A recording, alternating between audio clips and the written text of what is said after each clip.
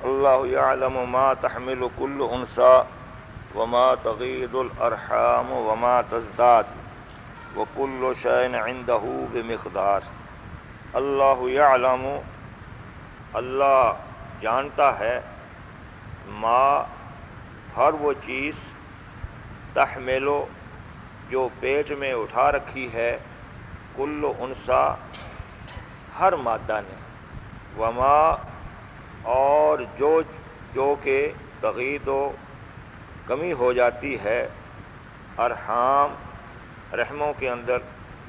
وما تزداد اور جو چیز بڑھ جاتی ہے۔ اللہ یعلم، اللہ جانتا ہے، علم رکھتا ہے، ما جو چیز، ما ایک عام، اس میں عمومیت ہے، جو کچھ بھی، تحملو یہ حمل سے ہے، حمل میں نے اٹھانا، لیکن یہاں ہم کہیں گے پیٹ میں اٹھا رکھا ہے، جو کچھ پیٹ میں اٹھا رکھا ہے، کل انثی ہر انثی نے، انثی کہتے ہیں مادہ، ہر مادہ نے، انسان، حیوان، پرندے، جو بھی ذی روح چیز ہے اور جس کی بھی اللہ تعالیٰ نے نسل کا انتظام کر رکھا ہے، وہ انثی ہے۔ کل انثی ہر مادہ نے جو کچھ پیٹ میں اٹھا رکھا ہے، اللہ جانتا ہے۔ وما اللہ یعلم کا تعلق اس سے بھی آئے گا، اللہ یعلم ما تغید الارحام، تغید نکلا ہے غید، غین یہ دعا، غید ہوتا ہے کسی چیز کا کم ہو جانا، ارحام رحم کی جمع ہے، یعنی رحموں کے اندر جو چیز کم ہے، وما تزداد اور جو چیز اس میں بڑھتی ہے، وکل شیء اور ہر چیز، عندہ خدا کے نزدیک، بمقدار ایک مقدار کے مطابق، ہر چیز۔ تو یہ جملہ تو چھوٹا سا اللہ تعالیٰ نے بیان کیا ہے، لیکن اس میں پہلے جملے کے اندر اللہ نے یہ ارشاد فرمایا کہ اللہ علم رکھتا ہے، ما میں عمومیت، جیسا میں عرض کیا، ما تحمل کل انثی، ہر مادہ نے جو کچھ پیٹ میں اٹھا رکھا۔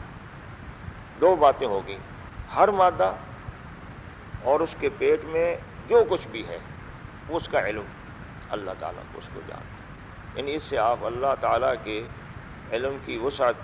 جتنا دماغ پر بوجھ ڈال کر سوچ سکتے ہو سوچیں۔ کتنی مخلوق ہے ذی روح، انسان تو ہے ہی، لیکن اس انسان کے علاوہ اتنی مخلوق پائی جاتی ہے، کیڑے مکوڑے ہیں، چرندے پرندے ہیں، کیا کچھ ہے۔ تو اللہ تعالیٰ یہ بیان کر رہا ہے کہ ان میں سے ہر مادہ نے پیٹ میں جو کچھ بھی اٹھا رکھا ہے، اللہ تعالیٰ اس کو ہر لحاظ سے جانتا ہے۔ مثلا اگر انسانی کی مخلوق لیں تو انسان کی مخلوق کے میں اللہ تعالیٰ یہ فرمانا چاہتا ہے کہ عورت کے پیٹ میں جو چیز ہے،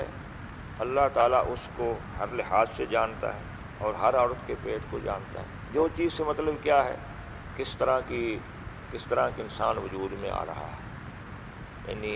نر ہے، مادہ ہے، مرد ہے، عورت ہے، نیک ہے، برا ہے، خوبصورت ہے، بدصورت ہے، ذہین ہے، شریف ہے، اور آئندہ مستقبل کو بگاڑ کر کرے گا، بنائے گا۔ مطلب یہ ہے کہ اس کے اندر جو کچھ بھی اس کے آگے جا کر اس نے کرنا ہے،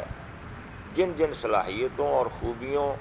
جسمانی اور روحانی اور عقلی اور فکری اور ظاہری اور باطنی، جن جن خوبیوں کا وہ حامل ہے، وہ اللہ تعالیٰ اسے خوب جانتا ہے۔ اور اسی بنا پر ایک حدیث میں آیا کہ مفاتیح الغیب خمسۃ، غیب کی 5 کنجیاں ہیں، وہ صرف اللہ کے پاس ہیں۔ اس کے اندر یہ ایک چیز یہ بیان کی گئی کہ ان اللہ عندہ علم الساعہ، قیامت کا علم اللہ کے پاس ہے۔ وَيَعْلَمُ مَا فِي الْأَرْحَامِ، اور جو کچھ رحم کے اندر ہے وہ جانتا ہے۔ وَيُنَزِّلُ الْغَيْثَ، اور بارش کو وہ برساتا ہے۔ وَيَعْلَمُ مَا فِي الْأَرْحَامِ، اور جو کچھ رحم میں اس کو جانتا ہے۔ وَمَا تَدْرِي نَفْسٌ مَاذَا تَكْسِبُ غَدًا، اور اللہ تو جانتا ہے، لیکن کوئی متنفس یہ نہیں جانتا کل کو اس نے کیا کرنا ہے۔ وَمَا تَدْرِي نَفْسٌ بِأَيِّ أَرْضٍ تَمُوتُ، اور اللہ تو جانتا ہے، لیکن کوئی متنفس یہ نہیں جانتا کہ کس زمین پر جا کر اس نے مرنا ہے، یعنی کب مرنا ہے اور کس زمین پر مرنا ہے۔ تو یہ قرآن کریم کے اندر یہ چیزیں بیان کی گئی ہیں کہ ان چیزوں کا اللہ تعالیٰ کے پاس علم ہے۔ تو ہمارا بھی اس کے اوپر ایمان ہے۔ ایک ہے علم اور ہے تجربہ۔ تجربے میں تبدیلی ہو سکتی ہے، علم میں تبدیلی نہیں ہوتی۔ تو علم تو اللہ کے پاس ہے، لیکن اللہ تعالیٰ نے انسان کو اگر تجربوں کے ذریعے سے کچھ معلومات فراہم کر دی ہیں تو اللہ تعالیٰ کے علم غیب کی منافی نہیں ہے، وہ تجربے ہیں۔ مثلا اگر آج کوئی انسان تجربے میں یہ کہتا ہے کہ بارش ہوگی اور وہ ہو جاتی ہے، تو ہم یہ نہیں کہیں گے کہ اس کو غیب کا علم تھا، ہم یہ کہیں گے کہ اللہ تعالیٰ نے بارش ہونے کے جو اسباب بنائے ہیں اور انسان کے تجربے میں آئے ہیں، ان اسباب کے ذریعے سے انسان نے ایک اندازہ لگایا۔ اندازہ ٹھیک بھی ہو سکتا ہے، اندازہ غلط بھی ہو سکتا ہے، لیکن صحیح علم اللہ تعالیٰ کو ہے، اس میں کوئی کمی نہیں ہوتی۔ یا اسی طریقے سے تجربے کی بدولت آج اگر انسان یہ کہتا ہے کہ کسی مادہ کے پیٹ کے سے لگا لیتا ہے کہ اس کے اندر لڑکا ہے یا لڑکی ہے، نر ہے یا مادہ ہے، کیا چیز ہے، تجربوں کی بدولت اور ان اسباب کی بدولت جو اللہ تعالیٰ نے ہی پیدا کیے ہیں خود، ان کے ذریعے سے معلوم کر لیتا، تو یہ بھی اللہ تعالیٰ کے علم غیب کے منافی نہیں۔ اور اگر وہ انسان تجربے سے معلوم بھی کرے گا تو کیا چیز معلوم کر لے گا؟ صرف اتنی چھوٹی سی معلوم کر لے گا کہ لڑکا ہے یا لڑکی ہے، بچہ یا بچی، یہی معلوم کرے گا نا، یا یہ معلوم کر لے گا کہ صحت مند ہے یا کمزور ہے۔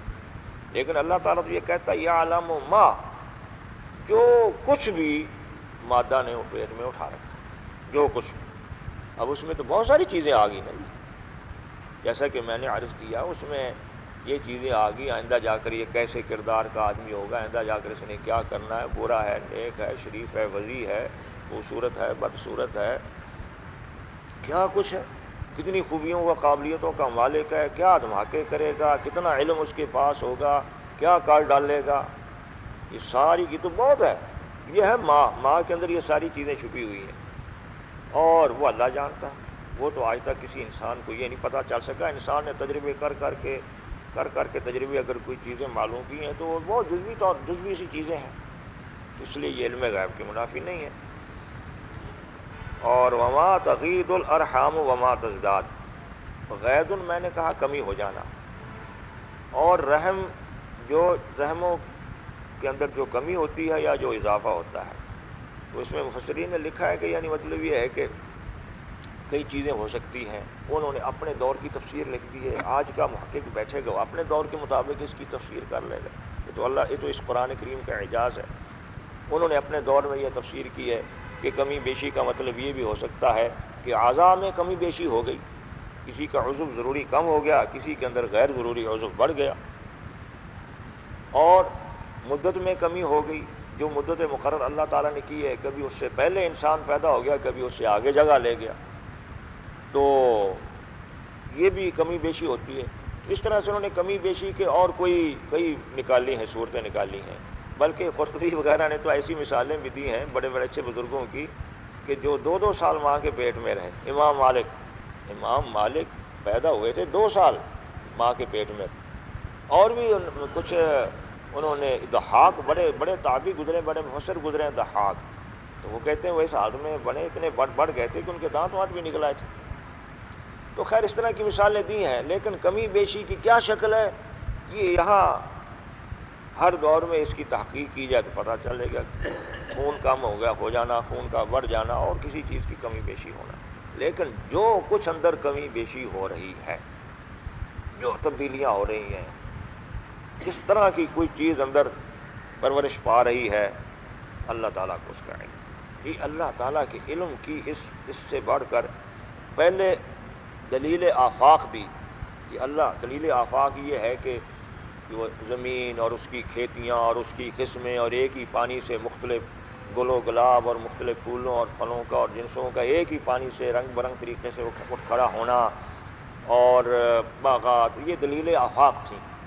کہ ادھر دیکھیں آسمان بغیر ستونوں کے ہم نے اٹھایا، اور سورج اور چاند کی تسخیر کر ڈالی، ضابطے کا پابند کر دیا۔ اس کو قرآن کی اصطلاح میں کہتے ہیں دلیل آفاق۔ افق میں دیکھیں، آپ دنیا کو دیکھیں، وہاں آپ کو اللہ تعالیٰ کی ربوبیت اور اس کے علم اور قدرت کی دلیلیں ملیں گی، اور اس کو کہتے ہیں دلیل نفسی،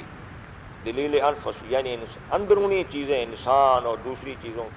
تو اب یہ اندرونی اللہ تعالیٰ کی، وہ بھی علم، اس پر بھی اللہ کا علم محیط ہے اور اس پر بھی اللہ کا علم ہے۔ اللہ تعالیٰ کا علم جو ہے اس کے اندر تو ہم رہتے ہیں۔ وَكُلُّ شَيْءٍ عِندَهُ بِمِقْدَار، اور ہر چیز اللہ کے نزدیک ایک مقدار، ہر چیز کے لیے ایک مقدار، عمر کے لیے مقدار، اور انسان کی صلاحیتوں کے لیے مقدار، اس کی ضروریات کے لیے مقدار، ہر چیز ایک قدر کے مطابق چل رہی، پورا نظام، کب کس انسان نے کب وجود میں آنا ہے اس کے لیے وقت اور قدر مقرر ہے۔ یہ اللہ تعالیٰ کی اس سے عظمت اور اس کی قدرت اور علم جو ہے نا وہ بیان کیا جا رہا ہے۔ عالم الغیب والشہادت الکبیر المتعال، عالم الغیب والشہادت، وہ جاننے والا ہے غیب کو بھی اور شہادت کو بھی، یعنی غیب پوشیدہ چیزیں اور شہادت واضح اور ظاہر چیزیں، پوشیدہ چیزوں کو بھی اور ظاہر چیزوں کو بھی وہ جاننے والا ہے۔ پوشیدہ اور ظاہر تو ہمارے نقطہ نظر سے ہے، اللہ کے لیے تو غیب اور شہادت میں تو کوئی فرق ہی نہیں ہے، وہ تو اللہ تعالیٰ کا تو علم محیط ہے، لیکن ہمارے نقطہ نظر سے کہ جن چیزوں کو ہم غیب سمجھتے ہیں وہ اللہ کے سامنے ہیں، جو چیزیں ہمارے سامنے ہیں وہ بھی اللہ کے سامنے ہیں، تو اللہ تعالیٰ غیب اور شہادت کا علم رکھنے والا ہے۔ مزید یہ فرما دیا الکبیر،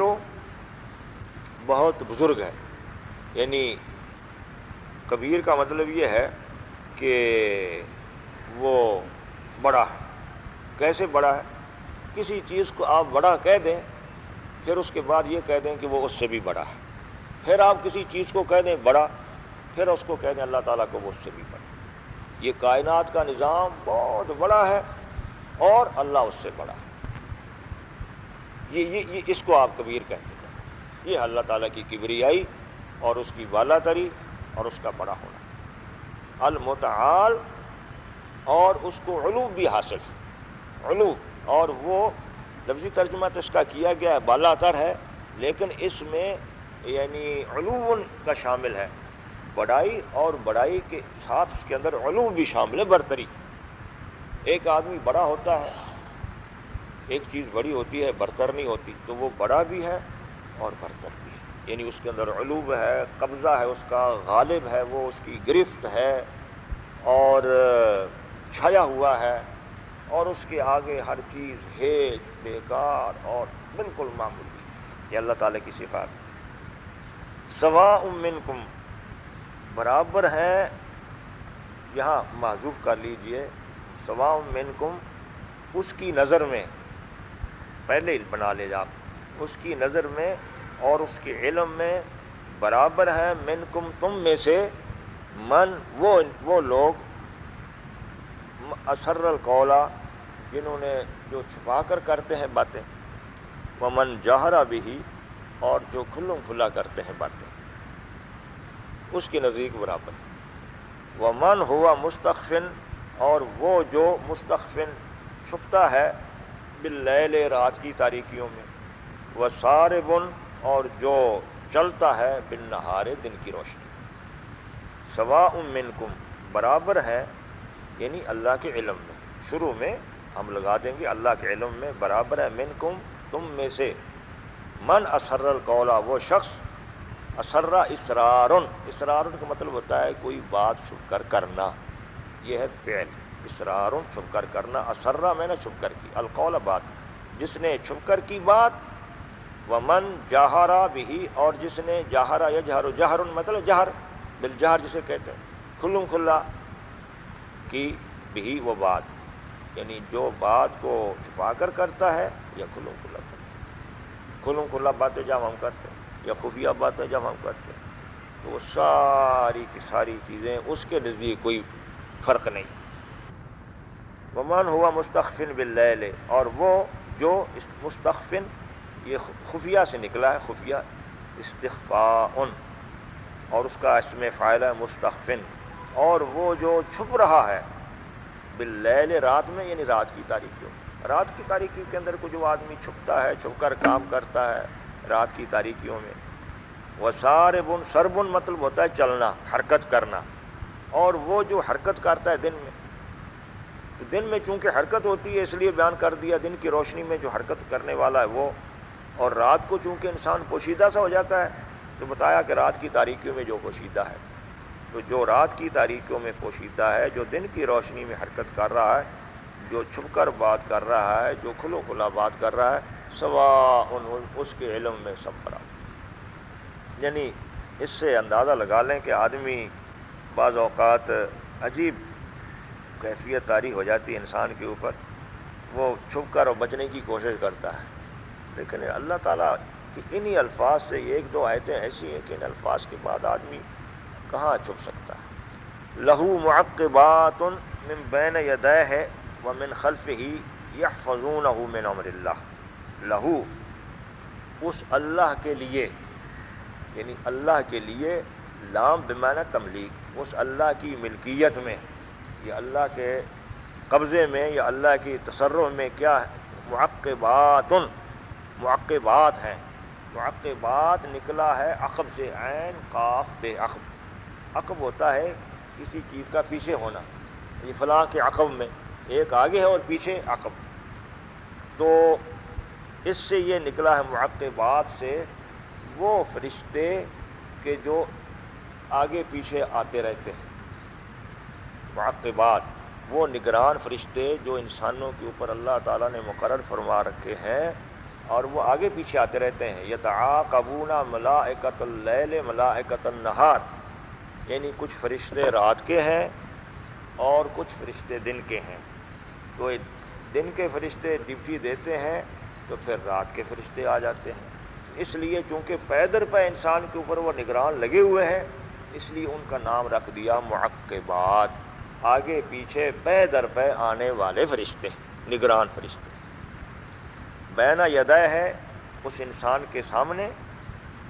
ومن خلفہ ہی، اور اس کے پیچھے۔ اس اللہ کے لیے ہیں معقبات، نگران اور پے در پے آنے والے فرشتے۔ من بین یدہ، جو انسان کے آگے بھی ہوتے ہیں، ومن خلفہ، اور انسان کے پیچھے بھی ہوتے ہیں۔ یحفظونہ، اور وہ حفاظت کرتے ہیں، وہ اس کی، اس انسان کی، من امر اللہ، اللہ کے حکم سے، اللہ کے۔ یہ ایک اور مزید اللہ تعالیٰ نے یہ بات بیان کی، اس سے یہ معلوم ہوا واضح آیت ہے، اس میں کسی قسم کی کوئی تعویل کی اور ادھر بات کرنے کی ضرورت نہیں۔ اس سے یہ معلوم ہوا کہ اللہ تعالیٰ نے انسان کے لیے اپنی نگرانی کرنے والے انسان کی کہ کیا کرتا ہے یہ، اور اس کی حفاظت کرنے والے کہ جب تک اللہ تعالیٰ اس کو چاہتا ہے زندگی دے اس وقت اس کی یہ حفاظت کریں، تو یہ اللہ نے ایسے فرشتے مقرر کر دیے۔ اور پھر احادیث میں نبی کریم صلی اللہ علیہ وسلم نے اس بات کو بہت اور واضح کر دیا، اور قرآن نے بھی دوسری جگہ واضح کر دیا۔ قرآن کی دوسری ایک آیت ہے، وہ آپ حضرات سامنے رکھیں، سورہ قاف والقرآن المجید میں ہے، ما یلفظ من قول الا لدیہ رقیب عتید، کہ کوئی بھی انسان زبان سے لفظ نہیں نکالتا۔ ما یلفظ من قول، لفظ ہوتا ہے منہ سے نکال دینا، کوئی چیز بھی انسان بات اپنی زبان سے نہیں نکالتا، الا لدیہ رقیب عتید، مگر کہ اس وقت اس آدمی کے پاس ایک نگرانی کرنے والا ہوتا ہے، بڑا کڑا نگرانی کرنے والا ہے، بڑی کڑی نگرانی کرنے والا ہے۔ جس کا مطلب یہ ہوا کہ جو ہم نے زبان سے لفظ نکال لیا ہے فرشتے نے لکھ لیا، وہ تو ہو گیا ریکارڈ، یہ تو قرآن نے بیان کر دیا۔ اور اسی طریقے سے احادیث میں بھی آیا کہ ہر انسان، یہ وہ اس دنیا کی بات ہو رہی ہے جو دنیا ہمیں پتہ نہیں، لیکن ہیں اس دنیا کے چارج کے اندر ہم، اس دنیا کے چارج کے اندر ہم، اور یہی ہمارا یقین ہے اور یہی ہمارا ایمان۔ ہم تو اپنی حفاظت کے لیے اپنے سارا کچھ کرتے ہیں، لیکن ایک یہ ظاہری دنیا ہے جس میں ہم اپنی آنکھوں سے، مادی آنکھوں سے کچھ چیزیں دیکھ لیتے ہیں، ایک ایسی دنیا بھی یہاں ہمارے سامنے موجود ہے کہ جو ہم دیکھ نہیں پاتے، اور اس کا ایک یہ ہے نمونہ کہ ہر انسان کے آگے پیچھے معقبات ہیں فرشتے۔ بلکہ ایک مرتبہ حضرت عثمان رضی اللہ تعالیٰ عنہ نے حضور صلی اللہ علیہ وسلم سے سوال کیا کہ یا رسول اللہ، ان کے الفاظ ہیں اخبرنی عن العبد کم معہ من ملکن، یا رسول اللہ اس خاک سار کے بارے میں آپ بتا سکتے ہیں کہ کتنے فرشتے لگے ہوئے؟ حضور سے پوچھا تو حضور نے فرمایا کہ ایک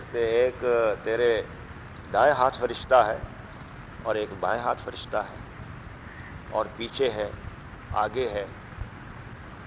دائیں ہاتھ والا فرشتہ جو ہے وہ چیف ہے، وہ چیف ہے دوسرے بائیں ہاتھ والے کے اوپر، کیونکہ دائیں اور بائیں والے فرشتے جو ہیں یہ صرف ریکارڈ کے لیے، تیری ہر چیز کو لکھنے کے لیے ہے، باقی دوسرے حفاظت کے لیے ہے۔ اگر نیک کام تو کرتا ہے، اذا عملت حسنۃ کتبت عشر، کہ جب تو نیک کام کرتا ہے تو دائیں ہاتھ والا فرشتہ فوراً ریکارڈ کر لیتا ہے، اور اللہ تعالیٰ کے بتائے ہوئے پیمانے کے مطابق تیری ایک نیکی کو 10 لکھ لیتا ہے، کہ اللہ نے اس کو بتا رکھا ہے کہ یہ کرنا ہے۔ اور اگر تو غلط کام کرتا ہے تو بائیں ہاتھ والا فرشتہ جو ہے اس کی یہ ڈیوٹی ہوتی ہے ریکارڈ کرنے کی، لیکن وہ از خود نہیں ریکارڈ کرتا، وہ دائیں ہاتھ والے فرشتے سے پوچھتا ہے لکھ لوں، برائی ہو گئی لکھ لوں، تو دائیں ہاتھ والا کہتا ہے نہ ابھی نہ لکھو، شاید استغفار کر لیں، شاید استغفار کر لیں۔ پھر وہ کہتا ہے کہ پھر لکھوں، استغفار نہیں کیا اس نے، پھر کہتا ہے ابھی ٹھہرو، پھر تیسری مرتبہ وہ کہتا ہے استغفار تو نہیں کیا اس نے، لکھ لوں، وہ کہتا ہے لکھ۔ یہ ہمارے ساتھ ہو رہی ہے، نبی کریم صلی اللہ علیہ وسلم کی حدیث ہے، صحیح حدیث ہے، اور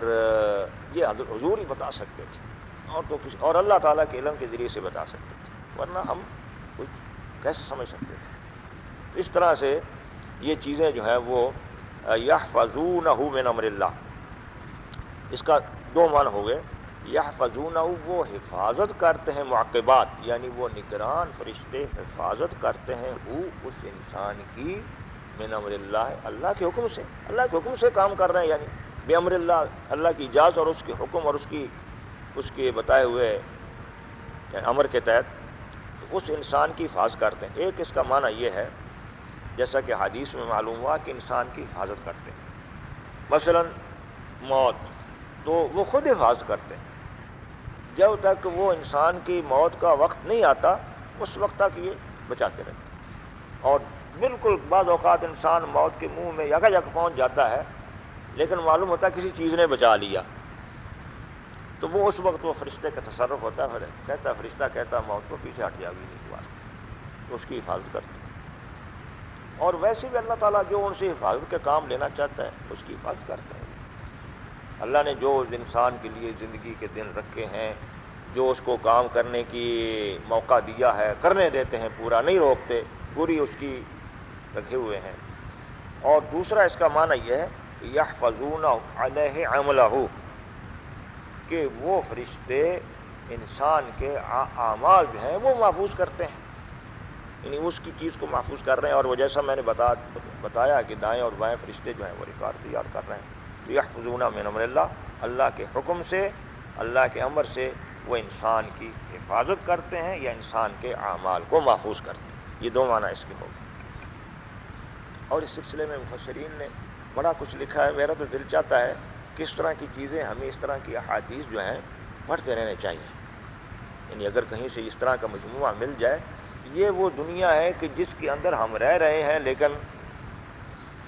ہم کوئی توجہ نہیں کر پاتے۔ اس سے انسان کو پھر دل اور ضمیر کے اندر ایک چیز نقش ہو جاتی ہے کہ کچھ نہ کچھ انسان اپنے آپ کی پھر سوچ سمجھ سے کام لیتا ہے کہ بھئی اگر یہ ساری کی ساری چیزیں اتنی میرے ریکارڈ میں آ رہی ہیں تو میں اتنا ریکارڈ اپنا بنائے جا رہا ہوں، کچھ تو عقل کروں، اتنا ریکارڈ اپنا بنائے جا رہا ہوں، خراب ریکارڈ یا جیسا بھی ہے کچھ اچھا بنوا لوں۔ اور دیکھیے کتنی اچھی بات حضور صلی اللہ علیہ وسلم حضرت عثمان کو فرمائی کہ جب تو برائی کرتا ہے یا غلطی کرتا ہے تو وہ فرشتہ لکھنے سے پہلے دائیں والے سے پوچھتا ہے، تو وہ کہتا ہے ابھی نہیں، اس کو موقع تو ابھی اس کو استغفار ہی کرے۔ اس کا مطلب یہ ہے کہ جو آدمی غلطی کرنے کے بعد استغفار بھی نہیں کرتا تو وہ تو بہت ہی پھر بدقسمت ہے کہ فرشتے نے بھی اس کو موقع دیا تو بھی اس نے نہ کی۔ تو غلطی تو انسان سے ہو جاتی ہے، اور غلطیاں بھی بے تحاشا ہوتی ہیں، چھوٹی چھوٹی اگر یہی بات ہے کہ ہمارا ہر لفظ لکھا جا رہا ہے تو پھر اس کا مطلب یہ ہمیں لفظ بھی بڑا تول کر کہنی چاہیے بات، لفظ کی بھی تول کر کہنی چاہیے بات۔ ہم اپنا ریکارڈ اور اپنے فائلیں کیوں خام خواہ اس طرح سے بھر لیں کہ اس کے بعد چھوٹی چھوٹی چیزیں جمع ہو کر ہمارے لیے ایک عجیب قسم کی صورت بن جائے۔ ان اللہ لا یغیر ما بقوم حتی یغیروا ما بانفسہم وَإِذَا أَرَادَ اللَّهُ بِقَوْمٍ سُوءًا فَلَا مَرَدَّ لَهُ وَمَا لَهُم مِّن دُونِهِ مِّن وَالٍ۔ ان اللہ بے شک اللہ تعالی لا یغیر نہیں تبدیل کرتا ہے ما وہ حالات بقوم جو کسی قوم کے اندر پائے جاتے ہوں، حتیٰ جب تک یغیروا وہ قوم نہ بدل ڈالے ما بانفسہم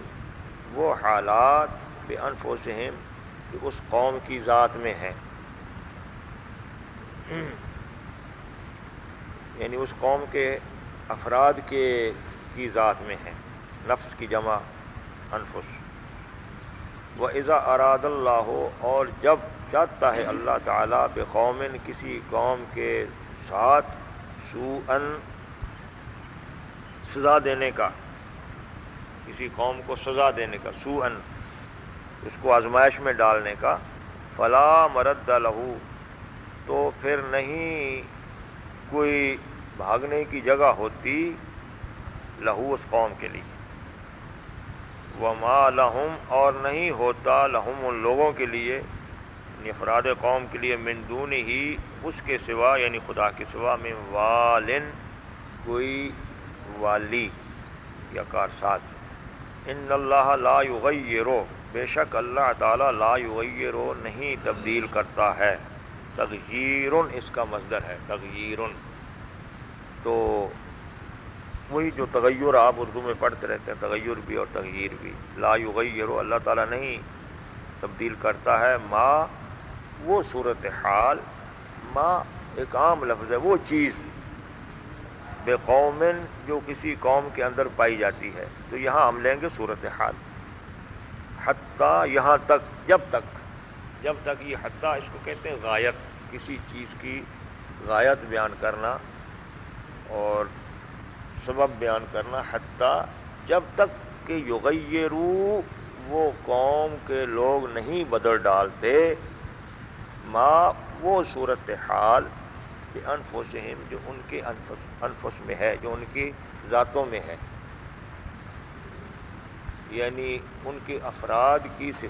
کے جو اوصاف ہیں، جو اس قوم کے جو اوصاف ہیں ان کو جب تک نہیں بدل ڈالتے۔ اس میں دو چیزیں قابل غور ہیں۔ پہلی چیز ہے کہ اللہ تعالی نے تبدیلی مشروط کی ہے قوم کی، یعنی قوم کے حالات کی، مشروط کی ہے افراد قوم کی ذاتی تبدیلی کے ساتھ، یہ شرط ہوگی، حتیٰ جو ہے اس نے یہ شرط لگائی کہ یہ مشروط ہوگی، یعنی افراد قوم کے اوصاف میں تبدیلی ہوگی تو قوم کے مجموعی حالات میں اللہ تبدیلی کرے گا۔ ایک یہ چیز آئی، مشروط چیز آ گئی۔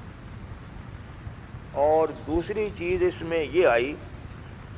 کہ تبدیلی کے لیے، اس تبدیلی کے لیے ایک خاص نقطہ بیان کیا گیا۔ قوم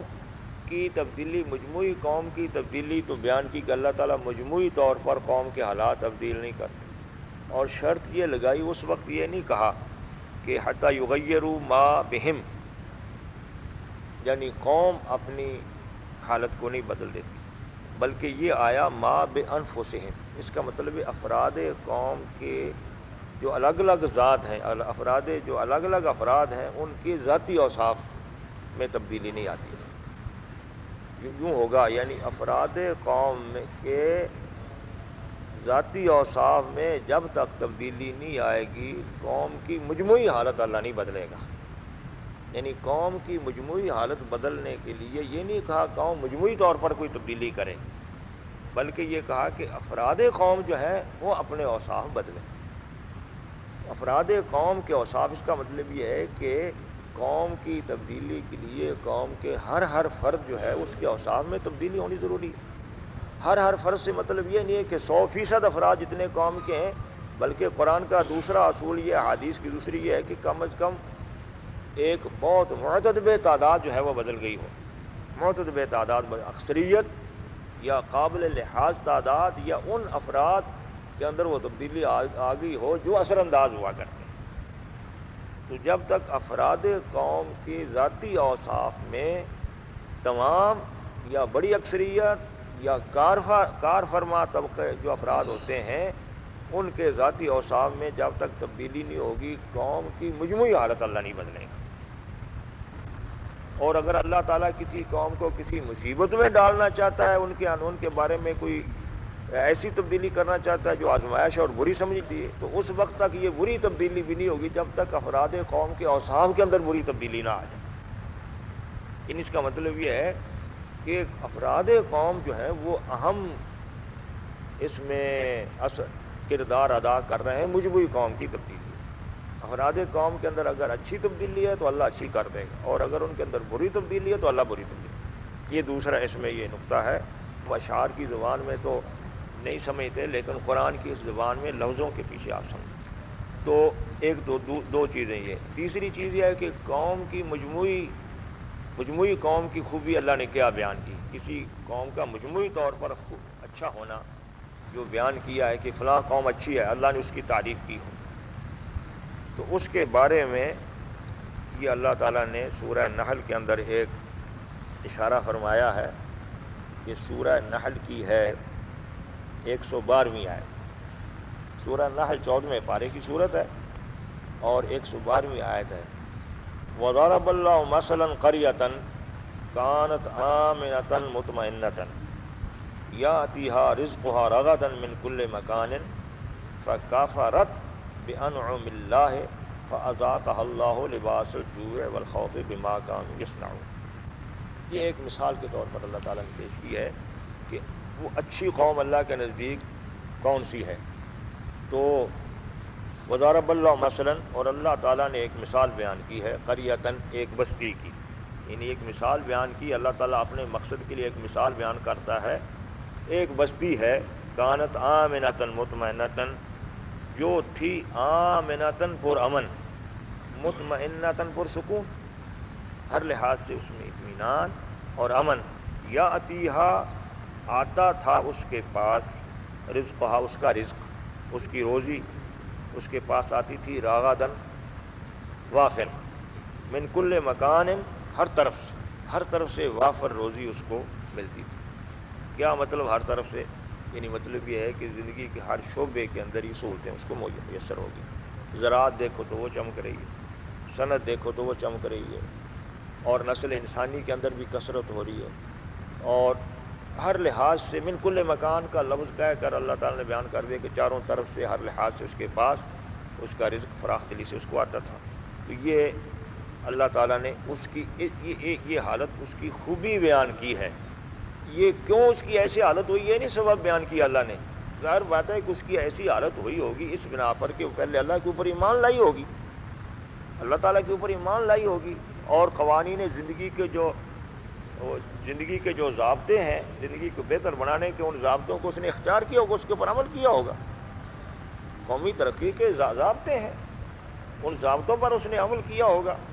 تو اس عمل کے نتیجہ جو ہے نا وہ اللہ نے بیان کیا، اور اس کے اوپر اللہ تعالیٰ نے اس کو مثال کے طور پر بیان کیا کہ آمن تھی اور امن، مطمئن تھی، ہر لحاظ سے سکون۔ یعنی دو چیزیں ہوگی، آمنتاً مطمئنتاً، قلبی سکون، مطمئن تھی، ظاہری امن و امان، آمنہ، دو خوبیاں ہو گئی۔ یعنی اس بستی میں دو خوبیاں پائی جاتی تھیں کہ ظاہری امن و امان بھی تھا، آمنتاً، یہ جو ظاہری جس کو آپ امن و امان کہتے ہیں کہ امن و امان کی صورتحال بہت اچھی ہے، چوری چکاری نہیں ہے، جھوٹ خیانت نہیں ہے، لوٹ کھسوٹ نہیں ہے، یہ ساری چیزیں گویا گئی۔ اور دوسری اس کی خوبی یہ بیان کی، مطمئنتاً، ذہنی سکون بھی حاصل تھا۔ بعض اوقات آدمی کو دولت کی فراوانی ظاہر سے ہوتی ہے، اندر سے ذہنی سکون نہیں ہوتا، تو وہ کوئی اچھی صورت نہیں ہوتی۔ یہ دونوں خوبیاں اللہ نے اس کی بیان کی کہ اس بستی کی تھی، اور پھر بتایا کہ یاتی رزقھا من کل مکان، اور مادی خوشحالی میں ہر طرح سے اس کے پاس رزق آتا تھا. یہ اس کی اللہ نے یہ تصویر بیان کی کہ یہ ہے مثالی جس ایک میں بستی تمہیں بتاتا ہوں. اس کا مطلب یہ کہ اللہ تعالیٰ نے اس کی حالت اچھی بدل دی اور اس مثال دے کر یہ کہا کہ اس طرح کی حالت بناؤ اپنی. پھر آگے بتایا فکافرت بانعم اللہ ہے. اس قوم نے پھر کفران نعمت کی روش اختیار کی اللہ کی نعمتوں سے. اللہ کی نعمتوں سے کفر کیا، یعنی دونوں چیزیں آ گئیں. یعنی کفر سے مطلب یہ بھی آ گیا کہ اللہ تعالیٰ کے ساتھ اس نے کفر کیا، اور نعمتوں کے بارے میں بھی آ گیا کہ اس نے کفران کیا. کفران کیا کیا یہاں نہیں بیان کیا ہوگا، لیکن کفران آپ جانتے ہیں، کفران نعمت یہی ہوتا ہے نعمت کا صحیح استعمال نہ کرنا، استکبار کرنا، اسراف کرنا، اور اس کے علاوہ حق ماری کرنا، بخل کرنا. حق جہاں خرچ کرنا ہے اور جہاں خرچ نہیں کرنا وہاں اسراف سے خرچ کرنا، یہ سارا کفران نعمت ہوتا ہے. یہ آپ کو قرآن کے اندر بڑی اس کی سارے مثالیں مل جائیں گی اور اس کے پہلو مل جائیں گے. کفران نعمت کس چیز کا نام ہے یہاں نہیں بیان کیا گیا. چنانچہ اس کے بعد اللہ نے پھر اس کی حالت کیسے تبدیل کی. اب اس کا مطلب کفران نعمت کیا، اب اللہ تعالیٰ نے اس کی حالت یہ تبدیل کی. فَأَذَاقَهَا اللَّهُ لِبَاسَ الْجُوعِ وَالْخَوْفِ،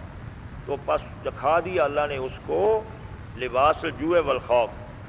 یعنی بھوک کا مزہ اور خوف کا لباس. بھوک کا مزہ چکھا دیا اور خوف کا لباس پہنا دیا. اب یہ اس کی حالت یوں ہو گئی. اس کے بعد اس کی کیا حالت ہو گئی؟ بھوک قحط کا شکار ہو گئی، اور ظاہری امن کیا بدلا؟ خوف میں تبدیل ہو گیا. خوف اور دہشت زدگی پھیل گئی، وہ امن وہ ختم ہو گیا. اور بما کانوا یصنعون، اور فرمایا کہ یہ تبدیلی میں ہم نے کوئی بڑھ کر اپنے طور پر کوئی فیصلہ نہیں کیا. بما کانوا یصنعون، جو وہ خود کرتے رہے، یعنی انہوں نے اپنے اوصاف میں تبدیلی کر لی، پھر ہمارے قانون نے اس تبدیلی کو نافذ کر دیا، آپ نے بھی تبدیلی کر ڈالی. تو یہ بیان کی گئی. تو ما بقوم سے مراد ہم یہ لیں گے، ان اللہ لا یغیر ما بقوم، اللہ تعالیٰ نہیں تبدیل کرتا ہے ما بقوم، وہ صورتحال جو قوم کے اندر پائی جاتی ہو. یعنی حتی یغیروا ما بانفسہم، جب تک کہ وہ قوم وہ تبدیل نہیں کر لیتے افراد قوم ما بانفسہم، اس صورتحال کو بانفسہم جو ان کے اپنے نفسوں کے اندر پائی جاتی ہے، اپنے ذاتی اوصاف میں. تو قوم کی مجموعی حالت کی یہ ہے، اور اس کی تبدیلی کے لیے یہ شرط بیان کی گئی. دو چیزیں ہیں، ایک ہے اس طرح کی صورتحال اللہ تعالیٰ کی طرف سے اہل ایمان کی آزمائش کے لیے، دوسرا اللہ تعالیٰ کافر قوم کے یعنی کفران نعمت کرنے والی قوم کے عذاب کے لیے. ان دونوں صورتحال کو آپ کو بدلنا ہوگا. سمجھ گئے نا جی، کہ ایک ہوتا ہے عذاب جس میں یہ جو اور خوف آ گیا، اور دوسری ہوتی ہے آزمائش جس میں افراد کو اللہ تعالیٰ نے اس میں مبتلا کیا. اور اس کا فرق کیا ہوتا ہے؟ اگر تو کوئی قوم کفران نعمت کر رہی ہو اور اسراف اور تبذیر اور یہ غلط کاریاں کر رہی ہوں، پھر اس کے اوپر جو اور خوف آئے تو یہ سمجھیے اللہ کا عذاب آیا. اور اگر کچھ لوگ ہوں تو ایمان کے اوپر قائم، لیکن ذاتی طور پر یا تنظیمی طور پر وہ کچھ اس طرح کی چیزوں میں مبتلا ہو رہے ہوں، یہ سمجھیے یہ بری بات نہیں، یہ اللہ تعالیٰ کی طرف سے آزمائش کی ہے، اور یہ آزمائش دور ہو جائے گی. اور یہ مجموعی قوم کی کیفیت بیان کی، وہ افراد، وہاں افراد کو بیان کیا کہ ہم تم کو آزمائیں گے. تو اگر تو ایمان کے ہوتے ہوئے ایک آدمی تکلیف میں مبتلا ہے تو اللہ تعالیٰ کی طرف سے آزمائش، اللہ تعالیٰ بہتری چاہتا ہے اس کو، وہ آزمائش ہے اس کے لیے، اس کو اس میں پورا اترنا چاہیے، وہ اللہ تعالیٰ کے انعامات کا مستحق ہوگا. اور اگر آدمی غلط کاریوں کے نتیجے میں کسی تکلیف میں مبتلا ہوا تو سزا ہے اس کی. اس فرق کو آپ کر لیجیے، ہونی چاہیے. اس لیے اللہ تعالیٰ نے مصلحین بھیجنے کا تاکہ وہاں سے کچھ گرہ تو کھلے. مصلحین، انبیاء، نیک لوگ مفقود نہیں کرتا اللہ تعالیٰ، وہ اٹھاتا ہے ان میں سے. اور تاریخ یہ ثبوت دیتی ہے کہ قومیں تباہ ہوئیں، خاص طور پر بنی اسرائیل کی جو داستان بیان کی، پھر اٹھے لوگ، پھر اٹھنے کے بعد پھر انہوں نے ٹھیک کیا اور آواز دی کیا. یعنی مطلب یہ کہ ان کے اندر اصلاح تو تابع ہوگی جو ان کو اصلاح کی طرف توجہ دلائے. مصلحین وغیرہ اٹھیں گے، ان کو توجہ دلائیں گے، باقی اصلاح تو پھر وہ خود ہی کریں گے نا۔ اور ایسا ہی ہوتا ہے کہ جب ان کو توجہ دلائی جاتی، گری ہوئی قوموں کے اندر جب مصلحین اٹھے تو توجہ دلائی گی، لوگوں کے اندر پھر خود تبدیلی کا جذبہ پیدا ہوا۔ ایک نسل ختم ہوگی، اسی میں دوسری نسل کے اندر تبدیلی کا جذبہ پیدا ہوا۔ تو تبدیلی کے عمل کا آغاز جو ہے نا، وہ دراصل بتایا گیا افراد انسانی کے اوصاف سے شروع ہوتا ہے۔ ظاہر بات ہے کہ ہمیشہ دعوت جو ہے انفرادی شروع ہوتی ہے، افراد کار جمع کیے جاتے ہیں، ان افراد سے ایک تنظیم ہوتی ہے، قوت بنائی جاتی ہے، پھر سب ہوتا ہے۔ کوئی نہ کوئی افراد کا کوئی گروہ ہوگا تو وہ پھر وہ تبدیلی کرے گا۔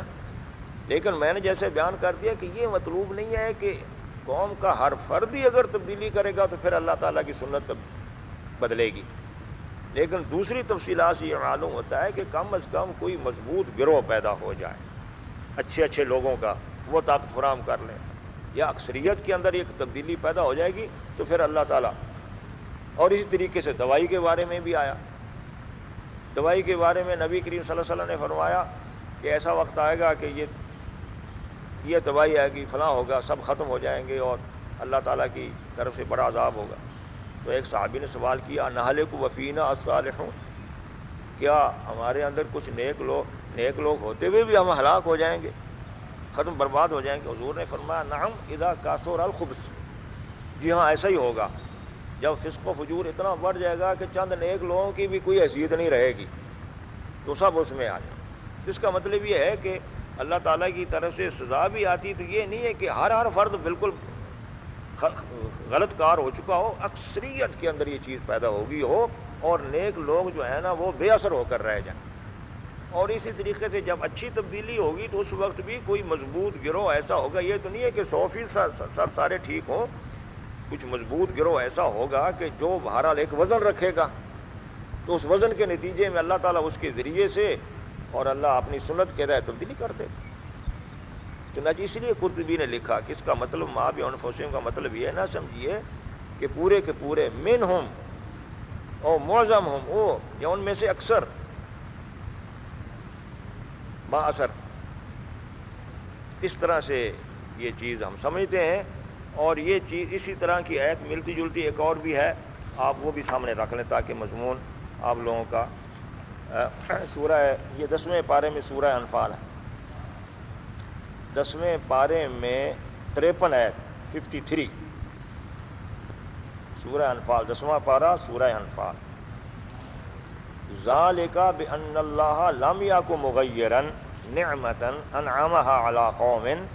حتی یغیروا ما بانفسہم وان اللہ سمیع علیم۔ اور یہ اللہ تعالیٰ نے یہ بیان کی ہے ایک کہانی کے ضمن میں تاکہ ہمارے بات سمجھ میں آ جائے۔ ذالک، پیچھے بیان کیا گیا کہ اللہ تعالیٰ نے قوم فرعون کو پھر پکڑا، یعنی فرعونوں کا عہد بڑا زبردست تھا، بڑی زبردست حکمرانی تھی اور بڑی مضبوط تہذیب تھی اور بڑی طاقت ان سے اور بڑی فوج تھی۔ اللہ تعالیٰ نے بہرحال اس قوم کو پھر آخر میں آ کر پکڑا اور تباہ کیا، اور پھر اللہ نے درمیان میں اپنا ضابطہ بیان کر دیا۔ ذالکہ، یہ اس لیے یہ چیز پیش آ گئی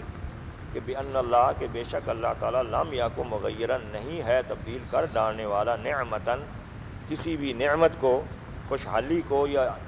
نعمت کو، انعمها علی قوم، کہ جو وہ دیتا ہے کسی قوم کو، حتی یغیروا ما بانفسہم، جب تک کہ وہ نہیں بدل ڈالتے وہ چیز ان کے اپنے ذاتی اوصاف میں ہوتی ہے۔ وان اللہ سمیع علیم، اور بے شک اللہ تعالیٰ سننے والا جاننے والا ہے۔ یعنی اب صورت یہ ہوئی کہ قوم فرعون کے اندر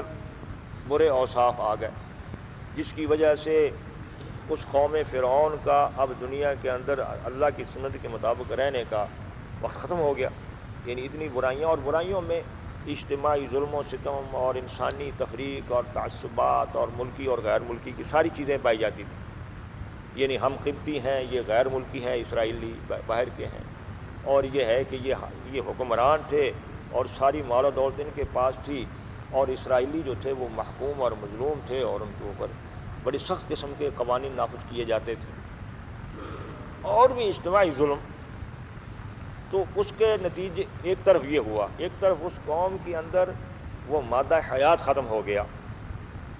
اور دوسری طرف اللہ تعالیٰ نے ایک گروہ بھی اٹھایا حضرت موسیٰ علیہ السلام کی قیادت میں۔ اب وہ گروہ جو ہے وہ زیادہ تو نہیں معلوم ہوتا، یعنی اس وقت یعنی عام لوگ تو بہت سارے ان کے پیروکار ہوں گے، لیکن وہ بڑا مضبوط کردار کا ایک تنظیم کھڑی ہوئی اور اس کی کشمکش کرائی، اور اس کشمکش کے نتیجے میں پھر اللہ تعالیٰ نے بہرحال فرعون کے خاتمے کا فیصلہ کر دیا اور فرعونی نظام کا، اور ان کو سزا ملی، اور پھر خود فرمایا کہ انہوں نے خود تبدیلی کر ڈالی، اور اس کے بعد ہم نے بھی پھر بدل دیا اپنا فیصلہ۔ تو یہ وہاں بھی یہی ضابطہ بیان کیا، اور ایک اسی طرح کے ایک اشارہ آپ سمجھ لیں تاکہ آپ کے پاس قرآن کا یہ مضمون تقریباً مکمل ہو جائے۔ وہ آپ سورہ محمد لیجئے، 26ویں پارے کی صورت ہے سورہ محمد، اور یہ سورہ محمد ختم ہی ہو رہی ہے، سورہ محمد ختم ہو رہی ہے، آخری آیت ہے، آخری آیت ہے، ہا انتم تدعون لتنفقوا فی سبیل اللہ۔ اہل ایمان کی طرف اشارہ ہے کہ لو، تم کو بلایا جاتا ہے کہ تاکہ تم اللہ کے راستے میں انفاق کرو، اللہ کے راستے میں خرچ کرو، یعنی خرچ کرنا اللہ کے راستے میں فی سبیل اللہ، جہاد کے لیے، اجتماعی بہبود کے لیے، اپنے بھائیوں کے سہارے کے لیے انفاق۔ جیسا کہ آپ کے انفاق کے پیچھے بیانات پڑھ چکے ہیں کہ انفاق کہاں کیا جاتا ہے، انفاق اجتماعی ترقی کے لیے بھی ہوتا ہے، اور انفاق افراد کی بہبود کے لیے بھی ہوتا ہے۔ تو آخری آیت ہے سورہ محمد کی، یہ آخری آیت ہے، 38ویں آیت ہے کہ تم کو انفاق فی سبیل اللہ کی بلایا جاتا ہے، فمنکم من یبخل، تم میں سے وہ بھی لوگ ہیں پھر جو بخل کرتے ہیں۔ پورا نہیں کہا گیا کہ تم سب بخیل ہو گیا، تم میں سے کچھ لوگ ہیں جو بخل کرتے ہیں، یعنی انفاق نہیں کرتے۔ وَمَن يَبْخَلُ فَإِنَّمَا يَبْخَلُ عَن وَمَن يَبْخَلْ فَإِنَّمَا يَبْخَلُ عَن نَفْسِهِ، اور جو بخل کا راستہ اختیار کرتا ہے وہ اپنی ذات کے بارے میں بخل کر رہا ہے، اپنا ہی نقصان کر رہا ہے۔ واللہ الغنی وانتم الفقراء، اللہ بے نیاز ہے، تم ہی محتاج ہو۔ وَإِن تَتَوَلَّوْا، اور اگر تم یہ بات نہیں مانو گے، اس چیز سے انکار کرو گے، یعنی انفاق کی بجائے بخل کے راستے پر آ جاؤ گے، انفاق کی بجائے بخل کے راستے پر آ جاؤ گے، یستبدل قوما غیرکم، اللہ تعالیٰ پھر تبدیل کر ڈالے گا کسی اور قوم سے تم کو تمہارے سوا، یعنی تمہاری نسل میں سے، تمہارے لوگوں میں سے، تمہارے اسی ملک میں سے کچھ اور لوگ عمل کر دیں گے، ثم لا یکونوا امثالکم، پھر وہ نہ ہوں گے تمہارے جیسے، یعنی مطلب یہ پھر وہ اگر آئیں گے تو وہ تو انفاق کرنے والے آئیں گے۔ مطلب یہ وہ چیزیں ہیں کہ جو مجموعی قوم پر اثر انداز ہو جاتی ہیں، اور انفاق کے لیے شرط لگائی گئی افراد کی کہ افراد انفاق کریں، اور فیصلہ قوم کا کر ڈالا گیا۔ اگر افراد قوم بخل سے کام لیں گے تو مجموعی طور پر قوم کے بارے میں اللہ فیصلہ کر ڈالے گا، اور افراد قوم انفاق سے کام لیں گے تو اللہ تعالیٰ مجموعی قوم کے بارے میں بہتر فیصلہ کر ڈالے گا۔ تو یہ ہے تو فرد کی اس میں اہمیت، فرد کی اہمیت ہے، اس سے آپ جان لیں۔ اور کوئی بھی تحریک دنیا میں اچھی یا بری تنظیم نہیں دنیا میں اٹھی اور وہ نہیں کامیاب ہوئی جب تک ان کو افراد نہ مل گئے، اچھی تحریک کے لیے بری تحریک کے لیے۔ تو مجموعی دعوت کسی قوم کو دینے کے ساتھ ساتھ مجموعی قوم کو آپ خطاب کریں کہ لوگوں یہ راستہ چھوڑ دو اور یہ راستہ اختیار کرو، آپ افراد کی تیاری کا کام کریں اگر تبدیلی چاہتے ہیں۔ تو یہ ہے طریقہ انقلاب، افراد کو تیار کرنا، جیسے عمارت بنانے کے لیے اینٹیں آپ پکاتے ہیں اور کھوٹی اور کچی اینٹوں کو پھینکنے جاتے ہیں، اچھی اچھی اینٹیں رکھتے جاتے ہیں، تو یہ فطری اور قدرتی عمل ہے۔ وَإِذَا أَرَادَ اللَّهُ بِقَوْمٍ سُوءًا، اور جب چاہ ارادہ کر لیتا اللہ تعالیٰ بقوم، کسی قوم کے بارے میں، سوءً سزا کا، سوء کے لفظی ترجمہ ہے برائی یعنی سزا کا۔ اب مطلب یہ ہے کہ کسی قوم کی تبدیلی کا وقت آ گیا اور اللہ تعالیٰ نے اس کے بارے میں فیصلہ کر دیا کہ اس کو تباہی کر دیا جائے، یہ بالکل گندے انڈے ہو گئے ہیں، یا یہ جسم کا وہ بازو ہو گیا جو گل سڑ گیا ہے تو اس کو کاٹ پھینکا جائے۔ تو جب اللہ تعالیٰ یہ فیصلہ کر لیتا ہے فلا مرد لہ، تو پھر اس قوم کے لیے تو اس فیصلے کو رد کرنے کی کوئی گنجائش نہیں رہتی۔ فلا مرد لہ، دو معنی ہو گئے، پس نہیں ہے کوئی رد کرنے کی گنجائش لہو اس فیصلے کے لیے، یا یہ بھی ہو سکتا ہے کہ اس قوم کے لیے پھر کوئی مفر نہیں ہے۔ وما لہم من دونہ من وال، اور نہیں ہوگا ان لوگوں کے لیے اللہ کے سوا کوئی والی، مطلب یہ پھر کوئی چھڑانے والا نہیں ہوگا،